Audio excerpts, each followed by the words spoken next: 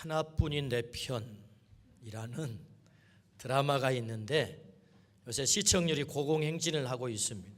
그래서 드라마 현재 진행되는 드라마 중에 제일 인기 있는 드라마가 주말 드라마 토요일하고 주일날 있는 하나뿐인 내 편이라는 드라마인데 어떻게 드라마 좋아하시나요?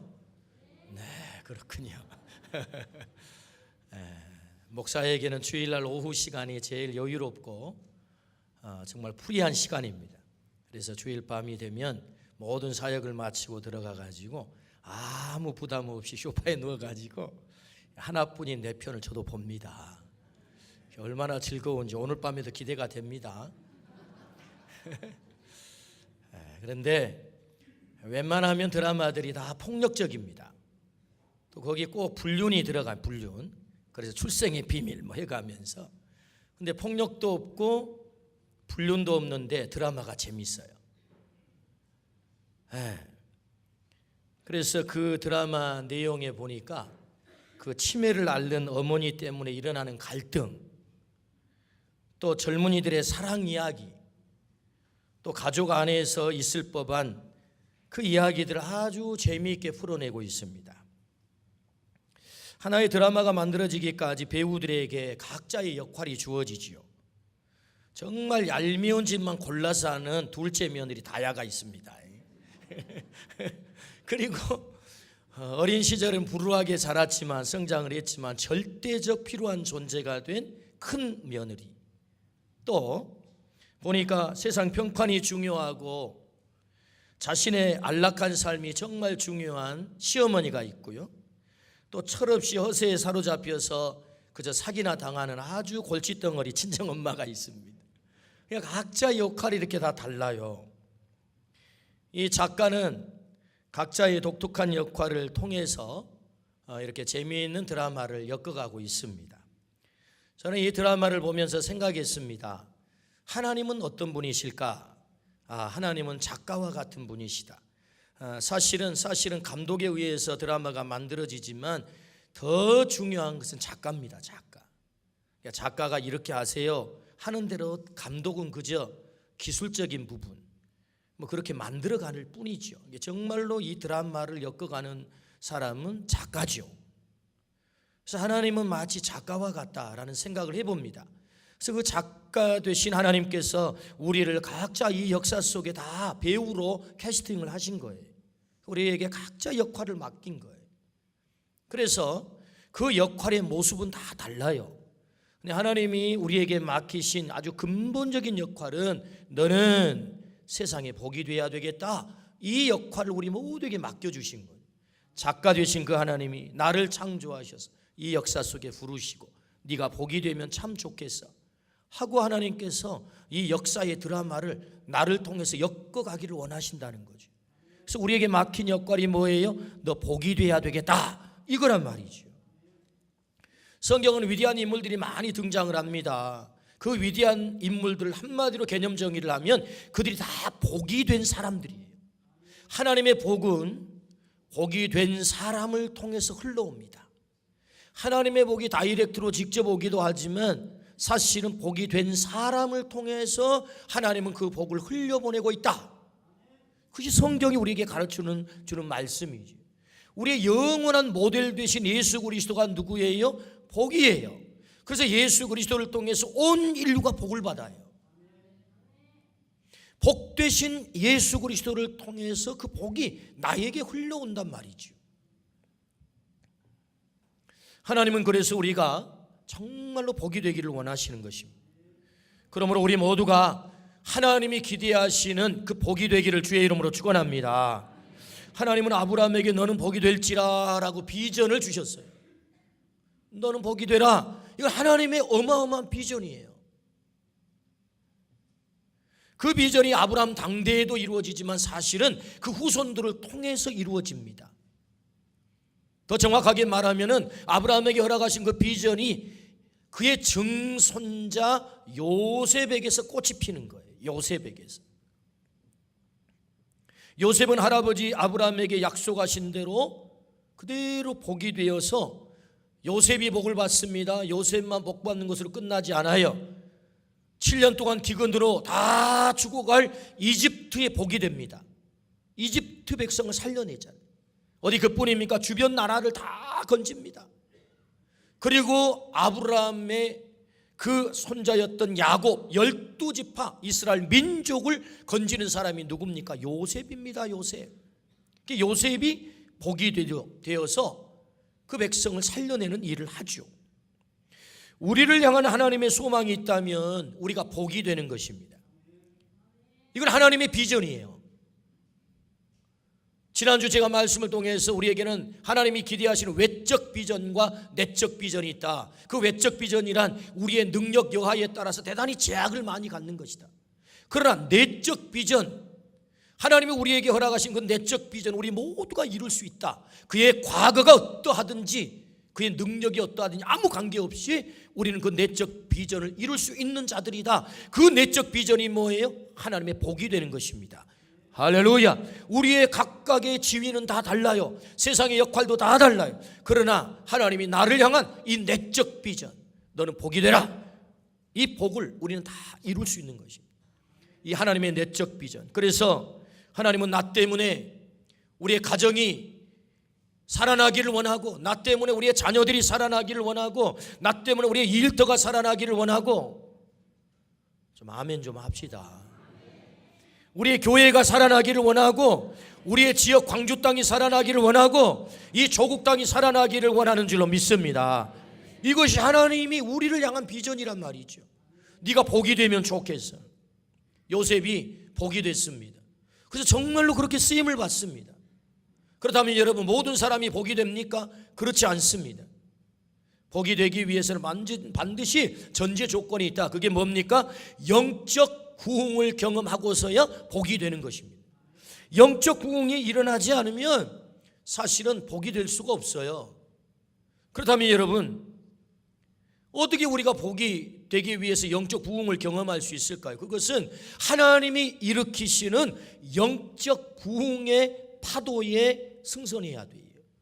영적 파도에 내가 타야 된다. 그래야 내가 부흥을 경험하게 되고, 그 부흥을 경험할 때 우리는 복이 될 수 있다. 하나님이 그걸 우리에게 말씀하세요. 그렇다면 요셉은 어떻게 하나님의 이 부흥의 파도에 탈 수 있었을까요? 그걸 우리에게 말씀하신다. 첫 번째는 요셉은 하나님의 환상에 사로잡힙니다. 하나님의 환상, 성경은 이 환상을 비전이라고 합니다. 그래서 성경은 이 영어의 비전을 뭐라고 번역을 하냐면 묵시 혹은 환상으로 번역을 해요. 그러니까 하나님이 우리를 향한 그 비전, 그 환상에 사로잡힌 사람이 누구냐? 요셉이라는 거죠. 오늘 창세기 37장 18절부터 19절 말씀을 한번 보겠습니다. 같이 읽습니다. 요셉이 그들에게 가까이 오기 전에 그들이 요셉을 멀리서 보고 죽이기를 꾀하여 서로 이르되, 제가 안 읽은 이유는 강조하는 것입니다. 여러분이 힘을 주어서 읽으라고 제가 안 읽었습니다. 제가 같이 한번 해볼까요? 서로 이르되, 예, 꿈꾸는 자가 오는도다 그래요. 누가 이 말을 합니까? 요셉의 형들이 말합니다. 요셉이 아빠의 심부름으로 양을 치고 있는 들판에 심부름을 갔을 때 저기서 요셉이 오자 그 형들이 뭐라고 요셉을 말하느냐? 아, 요셉이 오는도다가 아니에요. 꿈쟁이가 오는구나, 이렇게 말을 한다고요. 그러니까 요셉은 형들에게 어떤 사람으로 각인되어 있습니까? 꿈쟁이, 꿈꾸는 사람. 물론 요셉의 형들은 이 말을 부정적으로 사용을 해요. 네 꿈이 어떻게 되는가 보자 하고 비웃듯 이 말을 사용하지만 결국은 요셉은 그 형들, 주변 사람들에게 꿈꾸는 사람으로 각인된 거죠. 환상에 사로잡힌 사람이야, 이렇게 각인이 됐다는 거예요. 때로 하나님이 주신 어떤 꿈은, 어떤 환상은 다른 사람에게, 어떤 사람에게는 미움의 조건이 될 수도 있어요. 요셉이 하나님의 환상을 받았을 때 그의 형들은 곱게 보지 않아요. 그래, 네 꿈이 어떤 게 되는가 보자. 그 꿈을 산산조각 내기 위해서 계속 요셉을 공격하죠. 어떤 하나님의 꿈은 어떤 사람에게는 그것이 미움의 조건도 될 수 있어요. 그 사람에게 다 좋은 게 아니에요. 그러나 여러분, 요셉은 그 어떤 조건에서도 관계없이 하나님이 주신 꿈을 꿨다는 거예요. 그 환상에 사로잡혔다는 거예요. 여러분, 하나님께서 요셉에게 꾸게 하신 꿈이 뭐죠? 성경은 요셉의 꿈을 일부러 기록합니다. 범부들이 날마다 꾸는 꿈을 만약에 성경에 다 기록한다면 여러분, 그 성경이 어떻게 남아나겠습니까? 근데 여러분, 요셉이 형태적으로는 밤에 잠을 자다 꿈을 꿔요. 근데 그 요셉의 꿈을 성경은 기록을 해요. 다시 말하면 우리도 매일 꿈을 꿉니다. 매일 꿈을 꾸죠. 잠을 자다가 보면 내가 원하는 꿈, 원치 않은 꿈. 근데 성경은 요셉의 꿈을 일부러 기록합니다. 왜 그럴까요? 그냥 날마다 꾸는 그런 개꿈이 아니라는 거예요. 일상적으로 꾸는 꿈이 아니라는 거예요. 형태적으로는 요셉이 잠을 자면서 꿈을 꾸지만 그 꿈은 그냥 꿈이 아니다. 그래서 성경은 일부러 요셉의 꿈을 기록합니다. 그 꿈의 내용이 뭐죠? 요셉의 곡식단을 향하여서 11곡식단이 절을 한다는 거죠. 해와 달과 별이 요셉의 별을 향해서 다 절을 한다는 거죠. 하나님이 이 꿈을 요셉에게 주는 것입니다. 요셉은 그 꿈이 보통 꿈이라고 생각하지 않았어요. 그래서 그의 가슴 속에 각인이 됐습니다. 그 꿈을 품었습니다. 맞아, 하나님은 나를 그렇게 만드실 거야. 이 얘기를 했을 때 창세기 37장 11절에 야곱은 그의 가슴에 간직했다라고 기록을 해요. 야곱도 그 꿈을 에사로이 듣지 않는 것입니다. 하나님께서는 요셉에게 꿈을 허락하시는데 요셉은 하나님이 주신 그 꿈을 하나님께로부터 부여받았다 생각을 하고 그 꿈에 사로잡힙니다. 하나님의 환상에 사로잡힙니다. 여러분, 창세기 37장부터 50장 우리가 읽은 오늘 본문의 말씀까지 바로 요셉이 허락한 그 꿈이 어떻게 구체적으로 이루어졌느냐를 기록한 것이 뭐예요? 50장까지의 내용이에요. 오늘 우리가 읽은 본문 18절 한번 같이 읽어보실까요? 자, 시작. 18절입니다. 시작.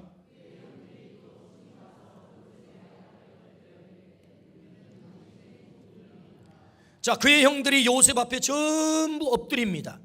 하나님이 창세기 37장에 11곡식단이 요셉에게 절하는 꿈을 갖게 만들어요. 근데 놀랍잖아요. 그 꿈이 창세기 50장에, 이게 지금 50장이 창세기 마지막 결론의 장이거든요. 왜 일부러 기록할까요? 저 뛰어난 작가라고 한다면 앞에 뭔가를 제시해 놓고 그래서 그 일이 어떻게 결말이 났는가를 여러분 작가들은 기승전결 마지막에 그걸 기록하거든요. 하나님께서 주신 꿈이 어떻게 성취됐는가 지금 기록하고 있잖아요. 형들이 와서 다 요셉 앞에 엎드려 절을 했다. 우리는 당신의 종입니다. 이렇게 말이에요. 그래서 창세기 37장부터 50장까지 내용이 뭐죠? 하나님의 꿈이 요셉에게서 어떻게 이루어졌는가를 보여주는 말씀이 오늘 이 성경의 말씀인 거예요. 그러므로 여러분, 요셉은 어떤 사람이에요? 하나님이 꿈꾸게 하신 그 환상에 사로잡혀 사는 사람. 그래서 여러분, 그의 일생에 많은 어려움들이 있지만 그 어려움 속에서도 요셉이 다 일어날 수 있었던 이유가 어디 있습니까? 바로 그 환상에 사로잡혔기 때문이에요. 하나님이 꿈꾸게 하신 그 환상이 요셉을 사로잡고 있을 때 그의 삶에 절망스러운 일들이 벌어지지만 거기에 요셉이 무너지지 않고, 거기에 요셉이 넘어지지 않고 거기서 다시 일어나고 다시 살아나고, 어떻게 해요? 환상에 사로잡힌 거예요. 하나님이 주신 환상. 그렇습니다. 하나님이 우리에게 허락하신 그 환상에 사로잡히면 그 환상이 나를 다시 일으키는 것입니다. 그 꿈이 나를 다시 일으키는 것입니다. 요셉이 어떻게 영적 부흥을 경험하나요? 하나님의 환상을 한 번도 그런 놓치지 않아요. 그래서 별명을 얻어요. 꿈쟁이라고. 그러므로 여러분, 하나님은 우리에게 꿈을 주세요. 환상을 주세요. 네가 복이 되면 참 좋겠어. 하나님이 우리가 복이 되기를 원해요. 네 과거가 어떠하든지, 네가 어떤 삶을 살았든, 네가 어떤 출신이든, 어떤 능력을 가지고 있든 그거 관계없어. 전능하신 하나님께서 나를 복으로 만들어 놓기로 계획을 하셨고 그 계획, 그 꿈에 내가 승선하게 되면 하나님이 일으키시는 그 부흥의 파도, 너 환상에 사로잡혀 살면 좋겠어. 그러면 네가 복이 될 수 있어 라는 이 꿈에 사로잡혀 살 때 우리는 날마다 영적 부흥을 경험하게 되고 오늘 우리가 꿈대로 되는 은혜가 있을 줄로 믿습니다. 하나님은 금년에 우리에게 꿈을 주세요. 꿈을, 환상을 주신다고요.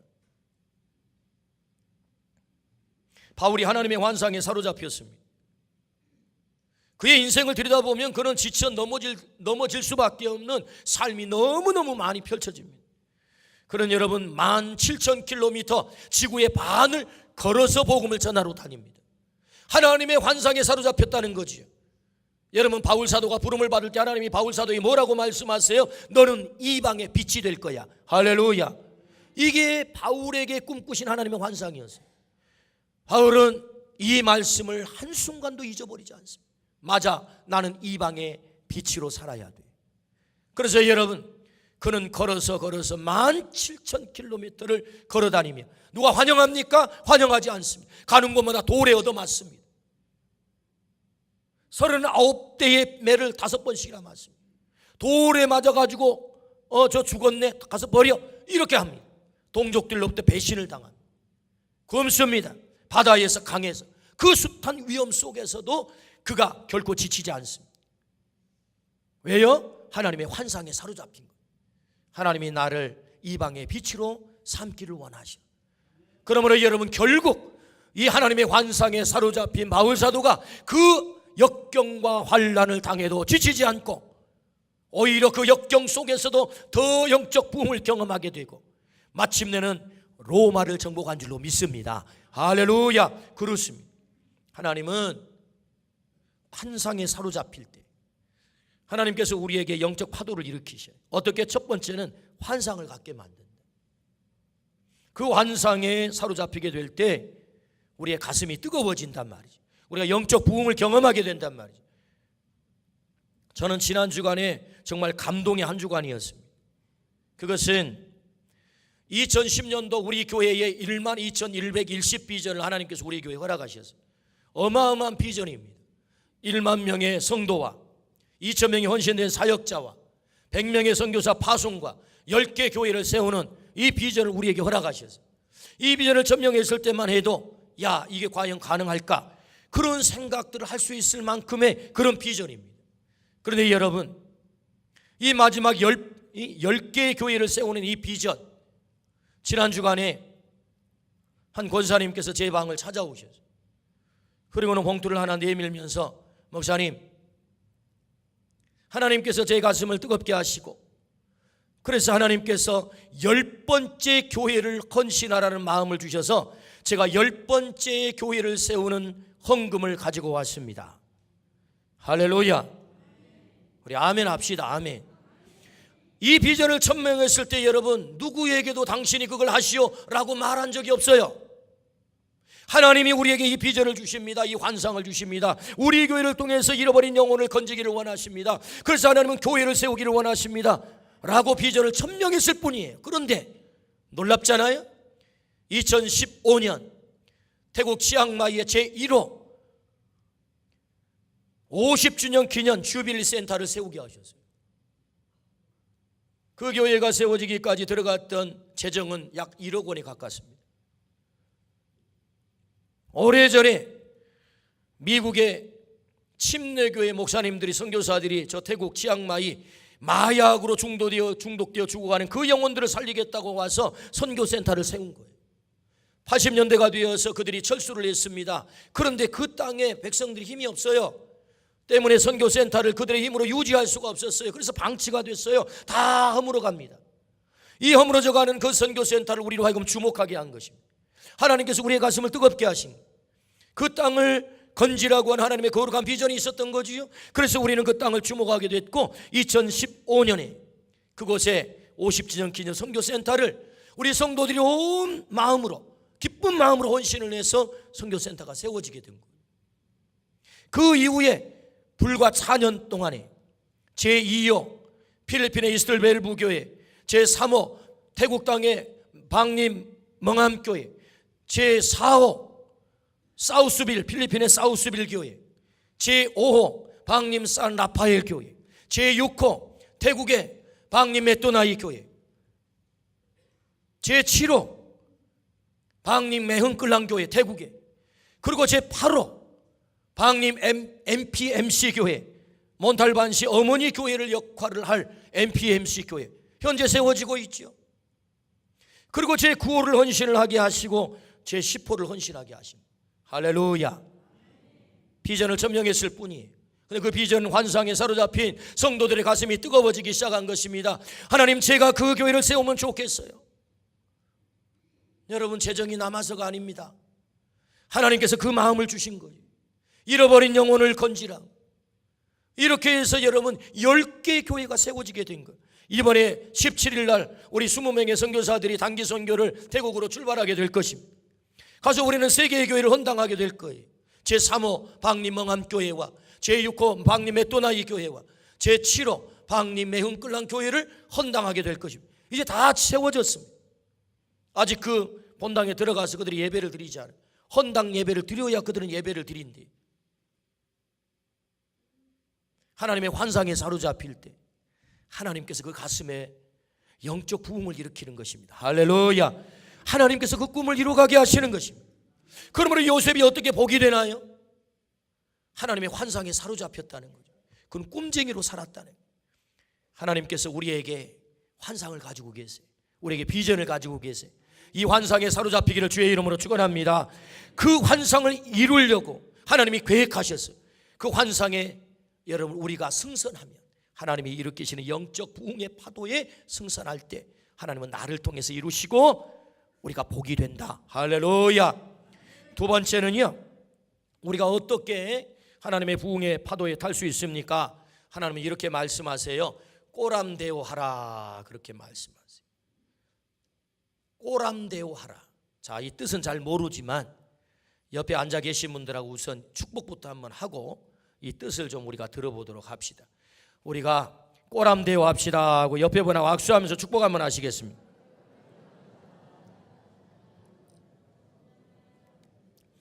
자, 그럼 꼬람대오가 뭐냐? 꼬람대오는 라틴 말입니다. 라틴 말. 하나님 면전 의식이에요. 내가 하나님 앞에 있어요. 하나님이 여기 계세요. 내가 하나님의 손을 붙잡고 있어요. 하나님이 나를 붙잡고 계세요.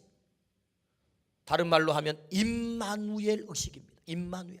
여기 하나님이 계셔서 내가 하나님의 얼굴 앞에 있나이다. 이게 뭐라고요? 꼬람대오라고. 여러분, 요셉이 어떻게 그가 복이 됩니까? 꼬람대오 그 의식 가운데 영적 부흥을 경험하게 되고 마침내 복이 됐다. 오늘 본문 창세기 39장 7절부터 10절을 같이 한번 읽어봅니다. 같이 한번 읽습니다. 시작. 그 후에 그의 주인의 아내가 요셉에게 눈짓하다가 동침하기를 청하니 요셉이 거절하며 자기 주인의 아내에게 이르되 내 주인이 집안의 모든 소유를 간섭하지 아니하고 다 내 손에 위탁하였으니 이 집에는 나보다 큰 이가 없으며 주인이 아무것도 내게 금하지 아니하였어도 금한 것은 당신뿐이니 당신은 그의 아내임이라. 그런데 내가 어찌 이 큰 악을 행하여 하나님께 죄를 지으리까? 여인이 날마다 요셉에게 청하였으나 요셉이 듣지 아니하니 동침하지 아니할 뿐더러 함께 있지도 아니하니라. 할렐루야. 여러분, 이 말씀 내용이 뭐죠? 요셉이 꼬람대오 했다, 그 말씀이에요. 여러분, 요셉이 어린 시절에 동생 베냐민을 낳다가 엄마 라헬이 죽어요. 그래서 아빠가 불쌍해가지고 요셉을 야곱이 좀 특별히 사랑합니다. 채색 옷도 입히고. 근데 이것을 형제들이 그냥 꼴을 보아주지 않아요. 얼마나 이 요셉을 미워하는지 저놈을 어떻게든 죽여야 되겠다. 그래가지고 구덩이에다 쳐넣어버려요. 에이, 구덩이에 쳐넣을 건 뭐 있어? 돈이나 벌지 뭐 하고 돈 받고 팔아버립니다. 미디안 상인들에게. 그래서 그가 노예로 팔려가게 되죠.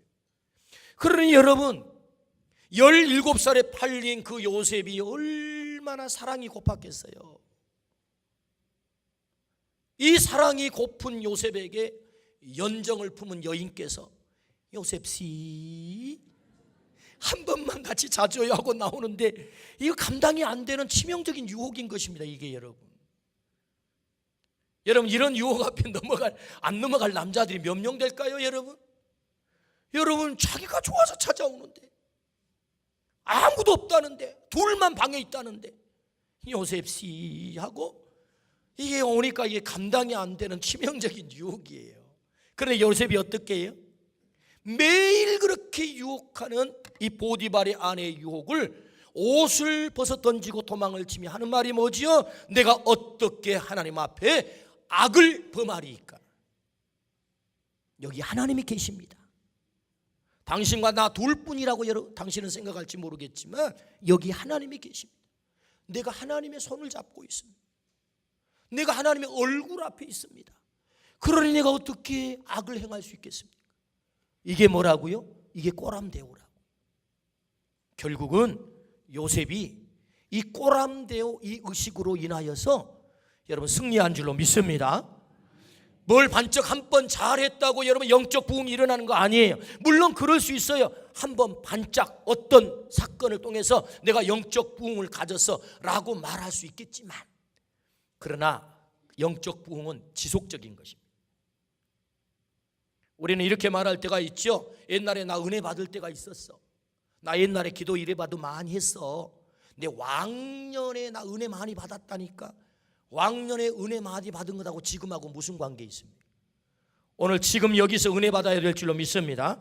오늘 여기 부흥을 경험해야 될 줄로 믿습니다. 여러분, 요셉이 그 많은 인생의 롤러코스터와 같은 곡절을 겪지만 그럼에도 불구하고 그의 인생이 침잠하지 않고 영적 우울감에 걸리지 않고 이겨낼 수 있었던 근본적인 에너지가 어떻게 공급이 되느냐? 하나님이 여기 계십니다. 이 면전 의식을 가졌다고요. 하나님이 여기 계십니다. 내가 하나님의 손을 붙잡고 있습니다. 꼬람대고 이 의식이 요셉으로 가면 계속해서 영적 부흥을 경험하게 만든 거예요. 여러분, 탕자가 아버지 집을 떠납니다. 한 번도 그 아버지는 탕자를 잊어본 적이 없어요. 제가 이 탕자의 이야기를 하기 전에 하나님의 속성에 대해서 먼저 말씀을 드리고 이 얘기를 좀 해보면, 하나님이 누구신가 이렇게 질문하는 것을 가리켜 신학적으로는 신론이라고 합니다. 신론. 그래서 하나님만이 가지고 있는 독특한 속성이 있어요. 동시에 인간과 함께 공유한 하나님의 속성이 있어요. 그래서 이것을 공유적 속성이라고 합니다. 하나님만 가지고 계시는 독특한 속성 플러스 공유적 속성을 가지신 분이 하나님이시죠. 예를 들면 하나님은 사랑의 하나님, 그 인간도 사랑을 가지고 있죠. 하나님은 공의의 하나님, 하나님은 인간도 정의를 원해. 그러니까 이런 것들을 가리켜 우리는 공유적 속성이라고 해요. 그런데 인간이 갖지 못한 하나님만을 가지고 있는 속성이 있어요. 하나님만 독특하게 가지고 있는 속성. 하나님은 전능하세요. 하나님은 영원하세요. 아멘입니까? 하나님은 무소부재하세요. 아니 계신 곳이 없다 그 말이죠. 무소부재성. 하나님을 말할 때 하나님의 전능성, 하나님의 영원성, 하나님의 무소부재성. 그러므로 여러분, 무소부재하다는 얘기가 뭐예요? 아니 계신 곳이 없이 하나님은 어디에나 계신다. 오늘 여기에도 계신다. 아멘. 믿는 사람에게 하나님이 함께 계신다. 믿지 않는 사람에게도 하나님은 함께 계신다. 이게 무소부재성이에요. 여러분, 절간에는 하나님 안 계실까요? 아니에요. 하나님은 절간에도 계세요. 우주를 창조하신 하나님께서 우주 어디에나 하나님이 계시다는 고백이 뭐예요? 무소부재하다는 말이에요. 하나님이 무소부재하시기 때문에 이제 잘 들어보세요. 그럼 모든 사람이 그 하나님의 부흥을 경험합니까? 하나님이 어디에나 함께 계시기 때문에, 무소부재하시기 때문에 모든 사람이 하나님의 영적 부흥을 경험하는가요? 그렇지 않아요. 그 예가 탕자 이야기입니다. 사실은. 자, 탕자가 아버지 집을 떠납니다. 그 아버지는 탕자를 잊어본 적이 없습니다. 그 아들을 위해서 계속 기도합니다. 그 아들을 향해서 계속 손을 내밉니다. 그래서 그를 품기 위해서 계속 팔을 벌리고 있습니다. 근데 탕자가 아버지로부터 잔뜩 에너지를 불화받아 가지고, 제가 에너지를 불화받았다고 했어요. 아버지의 유산, 그 재산이 탕자의 에너지인 거예요. 탕자의 에너지. 그래서 아버지로부터 그 에너지를 불화받아 가지고 아버지를 등 돌리고 떠납니다. 그리고 먼 도시로 갑니다. 그래서 그 에너지가 시간이 지나면서 다 고갈이 됩니다. 그 에너지가 있을 때는 사람들이 탕자에게 몰려듭니다. 친구가 되겠다고 뭐 어쩌고 저쩌고. 그런데 그 에너지가 다 고갈이 됐습니다. 더 이상 아버지 에너지가 공급이 되지 않다 보니 고갈이 됐습니다. 그래서 탕자는 어떻게 되지요? 돼지 쥐염염을 먹고 살아야 되는 처참한 자리로 그가 떨어집니다. 인생 맨 밑바닥 나락으로 떨어지게 됐습니다. 이것이 탕자입니다. 하나님은, 아니 아버지는 탕자를 잊어본 적이 없어요. 근데 탕자가 아버지에게 등을 돌렸습니다. 아버지의 손을 놨습니다. 아버지와 관계없이 삽니다. 아버지의 에너지는 여전히 무한합니다. 근데 공급이 끝났습니다. 그래서 탕자는 고통스럽습니다. 만신창이가 됐습니다. 그런데 탕자가 깨닫기 시작합니다. 아하, 이게 안 되는구나. 아버지의 에너지가 공급되지 않으면 내 인생 살 수 없구나. 깨닫는 순간 내가 아버지에게로 돌아가야 되겠다. 가서 자식이라고는 말하지 말고 나를 품꾼으로, 종으로 써달라고 얘기하자. 그래가지고 아버지 집으로 돌아옵니다.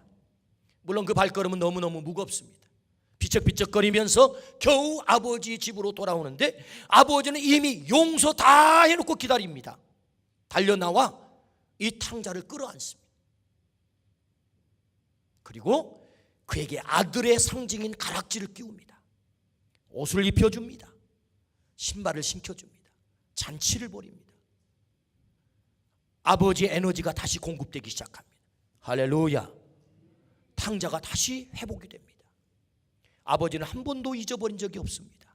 아버지의 마음이 탕자에게 온통 가 있습니다. 그런데 탕자가 등을 돌려 아버지의 손을 놓는 순간 아버지의 에너지는 전부 고갈되었습니다. 끝났습니다. 하나님은 무소부지하십니다. 오늘도 우리와 함께 계십니다. 나와 함께 계십니다. 그렇다고 해서 모든 사람이 하나님의 영적 부흥 그 에너지를 공급받습니까? 아닙니다. 오늘 내가 여기 계시는 그 하나님 면전 의식을 가지고 하나님이 지금 여기 나와 함께 계셔 그 하나님의 손을 잡고 하나님께 등 돌리지 않고 내가 하나님 앞에서 살겠습니다. 하나님 앞에만 있겠습니다. 하나님만 바라보겠습니다. 하나님에게만 나의 시선을 고정하겠습니다 라고 이 꼬람대 의식을 가질 때 하나님의 에너지는 오늘 우리에게 공급될 줄로 믿습니다. 영적 부흥을 경험할 수 있다 그 말이. 그러므로 하나님 말씀하세요. 영적 부흥을 경험하고 싶다면 꼬람대 의식을 가지라. 오늘 여기 하나님이 나와 함께 계십니다. 그렇습니다. 하나님은 오늘 나와 함께 계십니다. 여기 계십니다. 그래서 우리에게 손을 내밀고 계십니다. 오늘 우리가 2019년 이 새벽도에 해야 되는 일이 있습니다. 그것은 결정하는 거예요. 뭘? 하나님의 손만 잡고 가겠습니다. 하나님만 바라보겠습니다. 하나님에게 시선을 고정하겠습니다. 하나님의 에너지가 공급될 때 제 인생은 비록 살아날 수 있습니다. 할렐루야. 그걸 결정하는 거예요. 그러므로 어떻게 요셉이 복이 됐나요? 하나님의 부흥을 경험했다. 어떻게 해요? 그가 꼬람대의 의식을 가졌다. 하나님의 면전 의식. 오늘 우리가 하나님 앞에 있습니다. 잊지 않기를 축복합니다. 그 하나님의 손을 잡고 임마누엘의 삶을 사시기를 주의 이름으로 축원합니다. 마지막 세 번째는 요셉이 어떻게 하나님의 부흥의 파도를 탔는가? 그것은 고난을 선물로 받았다. 고난을 연단으로 받았다라고 말씀하세요. 고난을 연단으로 받았다. 창세기 41장 40절에서 41절 우리 같이 한번 읽어보실까요? 시작. 너는 내 집을 다스리라. 내 백성이 다 내 명령에 복종하리니 내가 너보다 높은 것은 내 왕자뿐이니라. 바로가 또 요셉에게 이르되 내가 너를 애굽 온 땅의 총리가 되게 하노라 하고. 아멘. 이 본문은 요셉이 이집트의 국무총리가 되는 장면이죠. 요셉이 어디에서 국무총리로 발탁이 됩니까? 감옥에서 발탁이 됩니다. 여러분 요셉의 일생을 들여다보십시오. 17살에 형들에게 팔림을 당해서 30이 될 때까지 요셉의 일생은요 한 번도 상승 곡선을 이룬 적이 없어요. 구덩이에 던져지죠.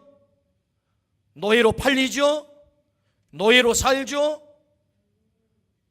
누명을 쓰죠. 감옥에 들어가죠. 그리고 잊혀진 채 그 깊은 감옥에서 그는 수년 동안 살게 되는 그의 인생에 한 번도 한 계단을 오르는 상승한 적이 없다고요. 계속해서 그의 인생은 내리막길, 내려가는 계단, 더 심각한 자리로, 더 고통스러운 자리로. 그래서 요셉의 이 13년의 인생을 가리켜 뭐라고 하느냐? 고난의 학교라고 그래요. 그 고난의 학교에 하나님은 요셉을 입학을 시켜요. 근데 놀랍죠? 그 고난의 학교의 마지막 졸업장이 뭐죠? 이집트의 국무총리가 되는 것입니다.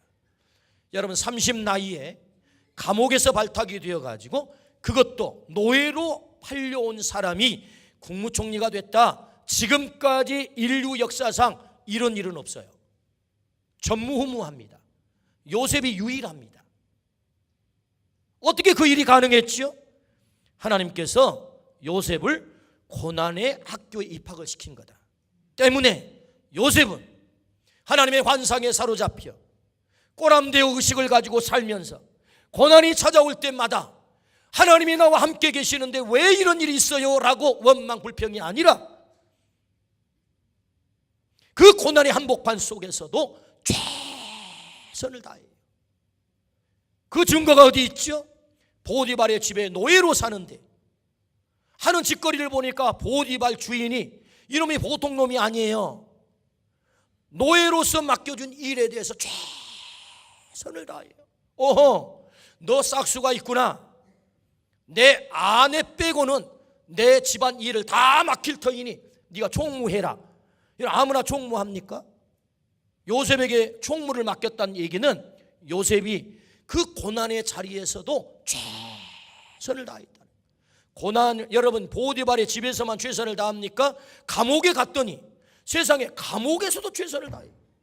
간수가 보니까 이놈 봐라, 이 싹수가 있네. 네가 총무해라. 감옥에서도 총무를 맡게. 가난한 젊은이가 있었대요.